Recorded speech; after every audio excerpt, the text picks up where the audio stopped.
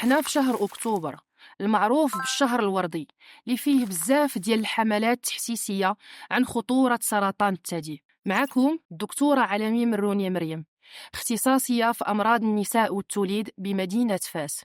رسالتي لكم اليوم: ما بقيناش باغيين نشوفوا سرطان الثدي في مراحل متقدمة والتهابية منتشرة في الجسم كامل وقيصلنا بزاف ديال الأعضاء. داكشي علاش تندعو جميع النساء اللي العمر ديالهم ما بين 45 و 69 سنة يقوموا بالفحص المبكر باش تحمي راسك من تطور المرض وتقصر عليك طريق طويل ديال العلاج. وأهم حاجة، ما تنسيش تسمعي الجسم ديالك وما تسكتيش على أي إشارة بانت لك، سواء كانت ولسيسة، حمورية، إفرازات، لأننا في الوقت الحالي نسبة الشفاء الحمد لله كتكون عالية في المراحل الأولى ديال المرض. وأنا راني ديما معاكم.